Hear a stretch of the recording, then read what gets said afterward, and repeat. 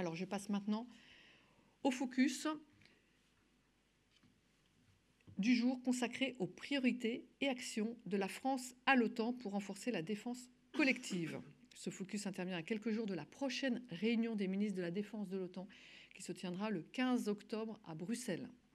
Membre fondateur de l'OTAN, la France contribue aux 3 tâches fondamentales de l'Alliance: défense collective, prévention et gestion des crises et sécurité coopérative. Concrètement, l'engagement de la France se traduit de plusieurs façons. Près de 800 militaires sont détachés au sein des différentes entités de l'Alliance. Le commandement allié transformation ACT est assuré par un officier général français, l'amiral Vendier. Depuis mai 2025, la France assure également le commandement de la NATO Mission Iraq, qui a fait l'objet d'un point presse le mois dernier. La France est par ailleurs le 4e contributeur au budget militaire civil et au programme OTAN d'investissement au service de la sécurité. La France participe à de nombreuses opérations et exercices interalliés. Enfin, environ 2500 militaires français participent au renforcement de la posture de défense de l'OTAN, comme nous le rappelle chaque semaine le point sur les opérations militaires qui vous est présenté lors du point presse. L'engagement de la France au sein de l'OTAN illustrant notre fiabilité, crédibilité et solidarité auprès de nos alliés s'accompagne d'un effort particulier pour orienter les travaux de cette alliance structurante pour la sécurité des Français et la sécurité des Européens. Je vais à présent céder la parole au capitaine de vaisseau Antoine Freinet de Coutard qui va vous apporter un éclairage sur ces questions. Merci beaucoup, commandant, c'est à vous.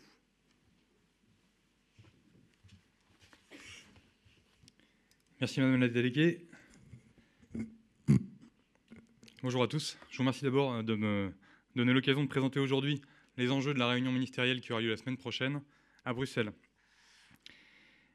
Alors, pour vous donner le cadre de mon propos, je suis le chef du département OTAN en relations transatlantiques à la Direction générale des relations internationales et de la stratégie.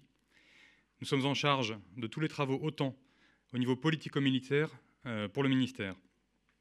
Ces travaux sont conduits évidemment au profit de notre ministre, en lien étroit et quotidien avec nos collègues de l'état-major des armées, avec les armées, directions et services, et ainsi qu'en lien étroit avec nos homologues du Quai d'Orsay. À ce titre, je vais aborder aujourd'hui avec vous les enjeux de la réunion des ministres de la Défense de l'OTAN qui se tiendra mercredi prochain, et de façon plus générale, les enjeux pour la France à l'OTAN aujourd'hui. Donc la réunion de mercredi prochain est l'organe décisionnel pour les 32 ministres de la Défense de l'Alliance. Elle se réunit 3 fois par an autour du secrétaire général, M. Mark Rutte, en présence des 2 commandants stratégiques, le Supreme Allied Commander Europe et le Supreme Allied Commander Transformation, l'amiral Vendier, que vous connaissez pour l'avoir vu, je crois, il y a quelques mois, ici même. C'est la première réunion ministérielle défense depuis le sommet des chefs d'État et de gouvernement qui a eu lieu à La Haye au mois de juin. Elle intervient également 2 semaines, un peu plus de 2 semaines, après la conférence des chefs d'état-major qui a eu lieu à Riga, dans un contexte que vous connaissez, où la posture de défense de l'OTAN est éprouvée par des intrusions russes dans nos espaces aériens. Et comme l'attestent les 2 récentes invocations de l'article 4, au mois de septembre, par la Pologne et par l'Estonie sur ces incursions, l'OTAN a été testée et l'OTAN a répondu. Le contexte est également marqué par le positionnement de l'administration américaine. Alors l'évolution de cette posture américaine, elle suscite des questionnements auprès de nos alliés européens.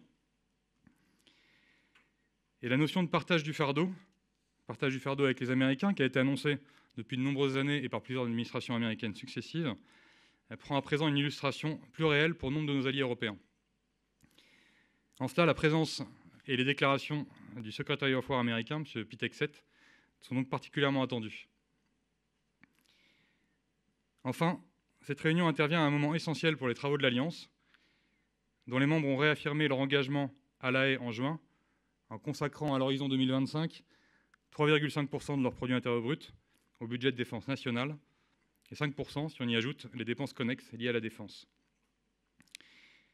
Les discussions de mercredi devraient donc s'inscrire dans la continuité du sommet de La Haye et porter sur la détermination collective à soutenir Kiev. Les sujets principaux y sont capacitaires et financiers, les plans de réponse de l'OTAN, et dans ce contexte actuel, l'application à ces précédents points de la défense aérienne notamment.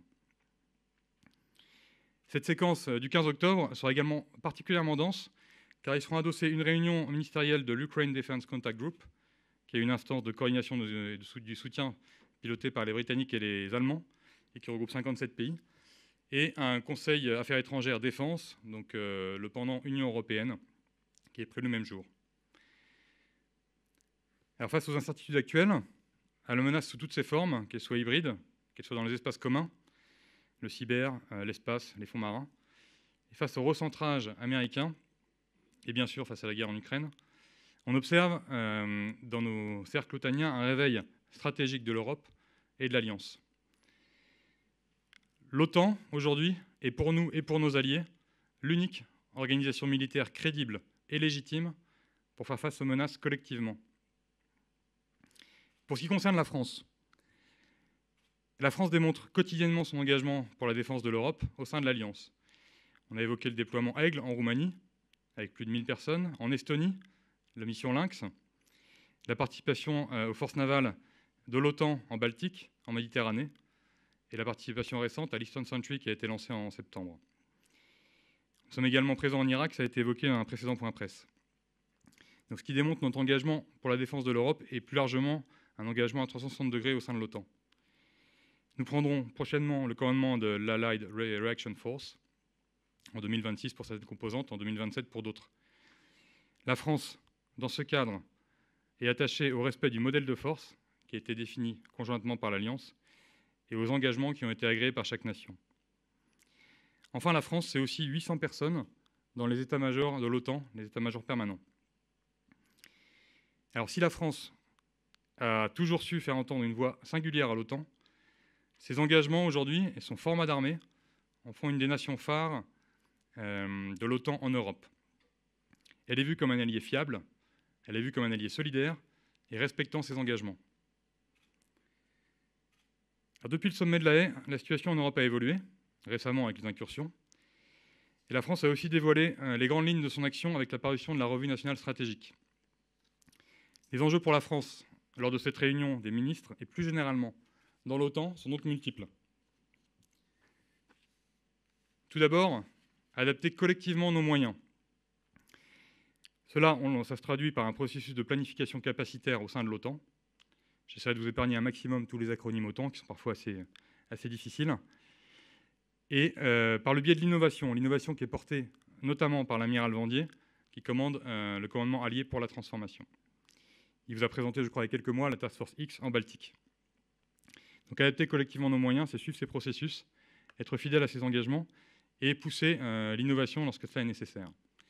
Dans ce cadre également, nous souhaitons œuvrer au développement des capacités européennes. Enfin, pour respecter les trajectoires financières dédiées à chaque nation lors du consensus qui a été obtenu à La Haye concernant les budgets nationaux. Il s'agit bien d'un engagement sur consensus, donc chaque nation a approuvé, face à la menace, l'augmentation de ses budgets. Pour ce qui est du budget de l'Alliance elle-même, nous veillerons également au respect de la trajectoire agréée en 2022 à Madrid. Ces trajectoires financières nationales et ces trajectoires financières de l'Alliance de Madrid se reflètent toutes les deux dans notre loi de programmation militaire. Donc ces efforts nécessaires à notre protection, qui ont été consentis par chaque nation, nous obligent à l'efficience. Nous défendons donc, côté français, au sein des enceintes OTAN,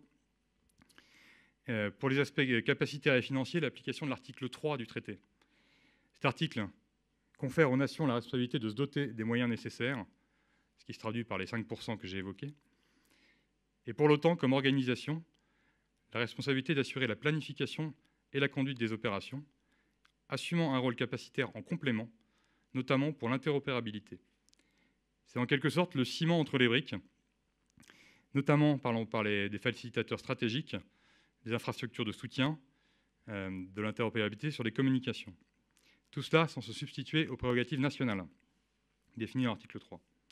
Et c'est bien dans ce sens que nous défendons les efforts consentis sur le plan financier et en 2022 à Madrid. Par ailleurs, il nous appartient, avec le soutien de l'Alliance, de conserver notre interopérabilité entre équipements d'origine diverse, dans le soutien des forces déployées, avec le support des nations hôtes, dans la logistique et dans les communications. Cette interopérabilité, elle est éprouvée quotidiennement dans l'exercice qu'on conduit dans le cadre de l'OTAN. Et la réussite de ces exercices est autant un message de cohésion que d'efficacité. Alors, dans le contexte actuel, j'y reviens, il nous faut adapter la posture de défense collective de l'OTAN. Ce sera l'un des grands enjeux de cette réunion. Cette posture, elle a été testée régulièrement, via des incursions, via différentes actions, dans différents champs. Elle appelle des réactions. Vous avez vu une réaction avec la création de l'opération Eastern Sentry récemment. Elle appelle aussi l'adaptation de nos capacités, et d'où le focus que nous avons sur l'innovation. S'agissant de cette posture, l'enjeu est de savoir répondre à niveau, ou de faire peser une menace pour dissuader un adversaire potentiel de le faire sur les nations de l'OTAN. Tout ça s'inscrit dans notre vision, dans une maîtrise totale de l'escalade.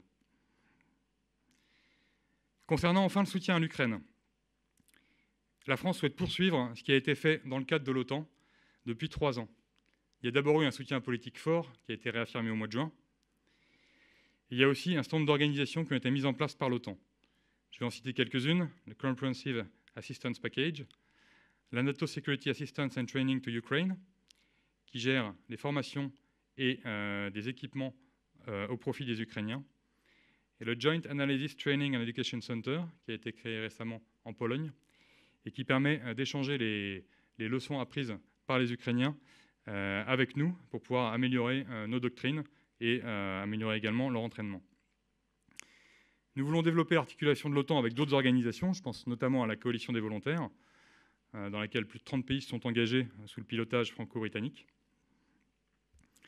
Et nous souhaitons également mobiliser l'industrie européenne en complément de l'industrie américaine. Pour la France, ce soutien à l'Ukraine doit donc jouer sur toute la gamme des initiatives et des moyens existants. Des moyens qui existent au sein de l'OTAN, des moyens qui existent dans les dispositifs adaptés, et les moyens de l'Union européenne qui ont déjà été lancés également. C'est pour nous le moyen d'incarner le pilier européen de l'OTAN. Ce pilier est déjà une réalité, au travers des initiatives dont je vous ai parlé, et il a été défini dans la revue nationale stratégique cet été, alors que je vais vous citer. Ce pilier européen, c'est l'ensemble des capacités et des approches communes ou définies conjointement qui permettent aux pays européens membres de l'OTAN d'agir conjointement par eux-mêmes pour leur défense. Il conviendra pour nous donc de veiller à ce que les initiatives de l'OTAN restent compatibles avec les orientations qui ont été prises dans le cadre de l'Union européenne ou d'autres initiatives. Je pense aujourd'hui à Security Action for Europe et bientôt à l'European Defence Investment Programme. Alors vous l'aurez compris, à nos yeux, dans le contexte que je vous ai rapidement brossé, la France se trouve dans une situation d'initiative et de centralité grandissante. Nous souhaitons promouvoir une Europe plus forte qui permettra une alliance plus forte.